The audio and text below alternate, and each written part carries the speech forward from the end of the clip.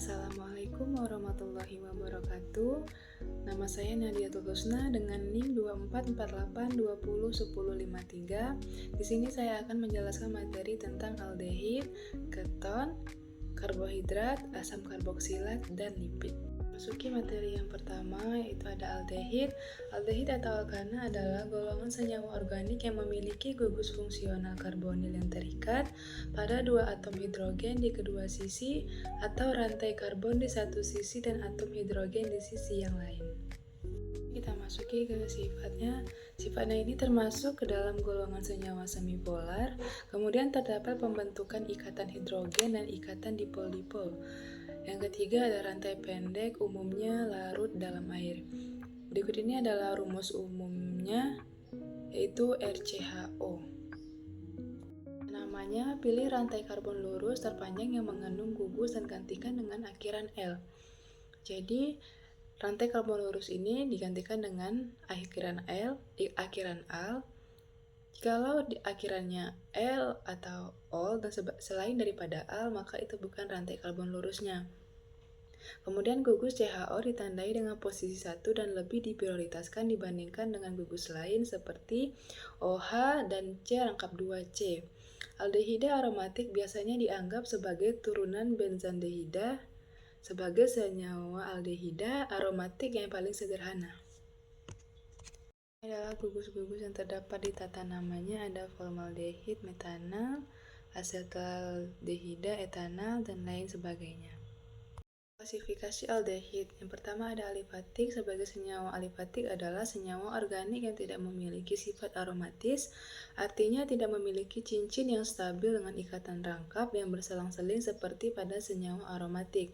Misalnya benzena. Strukturnya senyawa alifatik dapat memiliki struktur yang berbeda, yaitu rantai karbon lurus, alkana, alkena, dan alkuna. Rantai karbon bercabang, cincin, dan aromatik seperti sikloalkana. Siklik. Senyawa siklik adalah senyawa organik yang dimana atom-atomnya membentuk struktur cincin, bukan rantai lurus seperti pada senyawa asiklik atau non-siklik. Hidrokarbon siklik, senyawa yang hanya terdiri dari atom karbon dan hidrogen. Dengan atom-atom karbon membentuk cincin, contohnya adalah sikloalkana seperti siklopropana, siklobutana, siklopentana, dan sikloheksana, di mana semua ikatan karbon-karbon adalah ikatan tunggal. Senyawa siklik mengandung unsur lain selain karbon dan hidrogen. Cincin dapat juga mengandung unsur lain seperti oksigen, nitrogen, atau sulfur. Contohnya adalah senyawa heterosiklik, misalnya piridin, pirol, dan furan. Senyawa aromatik adalah senyawa siklik khusus yang memiliki sifat aromatik, yaitu senyawa siklik yang memiliki ikatan pi yang delokalisasi. Contohnya adalah benzena yang merupakan senyawa siklik yang sangat stabil. Aromatik adalah kelompok senyawa yang memiliki struktur cincin siklik atau terbentuk dari atom karbon yang terkonjugasi dan stabil. Ciri khasnya adalah adanya sistem elektron V terdelokasi dalam cincin yang memberikan sifat kestabilan dan karakteristik reaktivitas kimia yang unik. Struktur cincinnya, senyawa aromatik memiliki struktur cincin yang terdiri dari atom-atom karbon yang terikat secara siklik, seperti benzena C6H6 yang merupakan contoh paling umum. Yang kedua yaitu keton. Keton adalah bisa berarti gugus fungsi yang dikarakterisasikan oleh sebuah gugus fungsi karbonil yang terhubung dengan dua atom karbon ataupun senyawa kimia yang mengandung gugus karbonil. Keton ini termasuk dalam golongan semipolar, terdapat pembentukan ikatan hidrogen dan ikatan dipol-dipol. Kemudian rantai pendek umumnya larut dalam air, sama seperti sifatnya aldehid. Ini ada tata namanya, gugus fungsinya ada di metilketon aseton propanon, metilfenilketon asetofenon feniletanol, dan lain sebagainya.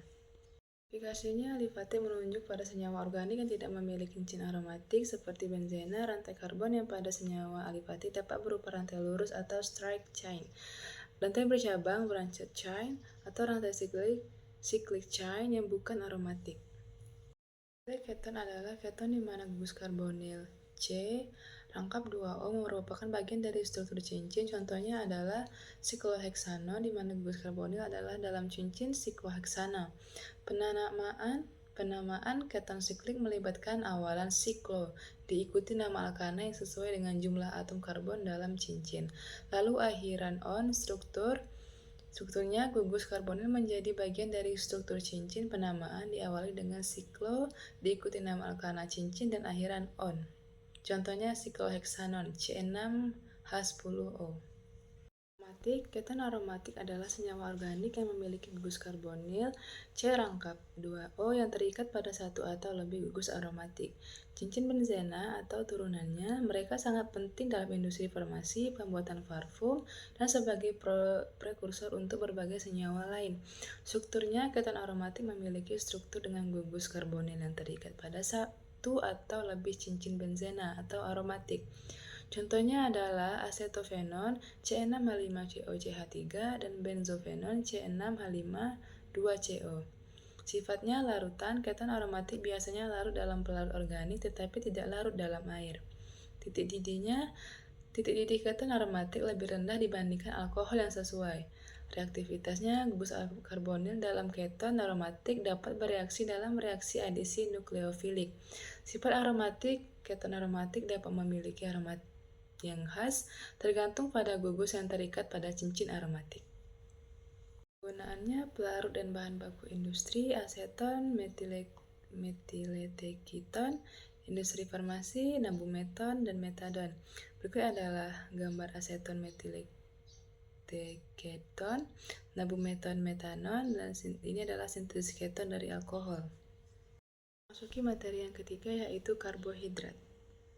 Karbohidrat adalah salah satu kelompok nutrisi yang terdiri dari gula, serat, dan pati. Karbohidrat merupakan salah satu sumber utama energi bagi tubuh. Hidrat arang atau sakarida biomolekul terdiri dari atom karbon, hidrogen, dan oksigen. Biasanya dengan perbandingan atom hidrogen atau oksigen 2:1 dan rumus empirisnya CMN. Sifatnya mempunyai rasa yang manis, larut dalam air, bersifat gula pereduksi, bersifat optis aktif atau atom-atom karbon kiral, kemudian bentuknya siklik. Ini adalah rumus umum dari karbohidrat C6H12O6. Namanya di karbohidrat ini tidak ada tata nama khusus, berbeda dengan aldehid dan juga keton tadi. Klasifikasinya monosakarida, oligosakarida, polisakarida, dan juga ada aldosa dan ketosa. Penggunaan karbohidrat ini adalah di industri farmasi, selulosa, di glukosa atau dextrosa, pangan, pertanian, ataupun juga kesehatan. Masuki materi yang keempat yaitu asam karboksilat. Asam karboksilat adalah senyawa organik yang mengandung gugus fungsi COOH yang merupakan gabungan dari gugus karbonil CO dan gugus hidroksil OH. Gugus fungsinya, asam karboksilat memiliki gugus fungsi COOH sebagai ciri khasnya. Strukturnya, gugus COOH terdiri dari atom karbon yang terikat ganda dengan oksigen karbonil dan terikat tunggal dengan atom oksigen yang juga terikat pada atom hidrogen atau hidroksil. Sifatnya ikatan hidrogen yang terbentuk meningkatkan tingkat didih asam karboksilat. Asam karboksilat mudah larut dalam air. Asam karboksilat terionisasi dalam air membentuk asam lemah. Asam karboksilat dapat bereaksi dengan basa membentuk garam karboksilat. Berikut adalah reaksi umumnya. Namanya dimulai dengan asam plus rantai karbon terpanjang yang mengandung gugus karboksilat CO2H plus akhiran OAT. Jika mengandung rantai cabang, maka atom C dari gugus karboksilat dengan rantai terpanjang diberi nomor 1. Jika terdapat lebih dari satu cabang atau gugus cabang, maka penulisan rantai atau gugus cabang menurut abjad. Jika senyawa mempunyai 2 gugus karboksilat, penamaan rantai utama diberi akhiran dioat. Gugus karboksilat yang terikat pada cincin aromatik 6 karbon diberi nama sebagai asam benzoat. Apabila ada substituen, maka penomoran mengikuti posisi dari gugus karboksilnya. Bila substituen terletak pada 2 karbon 2 dapat diberi nama dengan orto, dilambangkan dengan O, substituen pada karbon 3 diberi nama meta, dan para bila posisi pada karbon 4. Bahan baku industri farmasi, ibuprofen, aspirin, pangannya asam benzoat, pelarutnya asam asetat. Materi yang terakhir yaitu lipid atau lemak. Lipid adalah kelompok molekul alami yang meliputi lemak. lilin, sterol, vitamin yang larut dalam lemak, monogliserida, digliserida, trigliserida, fosfolipid, dan lain-lain. Sifatnya titik didihnya tinggi, ASL jenuh, ASL tidak jenuh. Pada suhu kamar berwujud padat atau cair, larut dalam pelarut nonpolar, air panjang dan air pendek. Mempunyai viskositas tinggi, massa jenisnya lebih kecil dari air. Bila dihidrolisis akan menghasilkan asam karboksilat yang dikenal dengan asam lemak atau bau tengi. Ini rumus umumnya: trigliserida, gliserol lauro palmius stearat, R3COO 3CCH5. Namanya tidak ada tanaman khusus. Berikut adalah klasifikasinya: turunan lipidnya asam lemak jenuh dan tidak jenuh, sterol, prenol atau terpen, poliketika. Lipid sederhananya ada trigliserida, lemak dan atau minyak. Lipid kompleks, fosfolipid, sphingolipid, dan saccharolipid. Penggunaan lipid ini sebagai sumber energi, komponen struktural membran sel, dan sebagai molekul sinyal penting. Lipid juga berperan dalam penyimpanan energi, penyerapan vitamin larut lemak, dan pengaturan suhu tubuh. Selain itu, lipid juga terlibat dalam pembentukan hormon, transportasi zat, dan perlindungan organ. Dari saya, mohon maaf jika ada kesalahan dan hilaf kata, mohon dimaafkan. Wabillahi taufiq wal hidayah. Wassalamualaikum warahmatullahi wabarakatuh.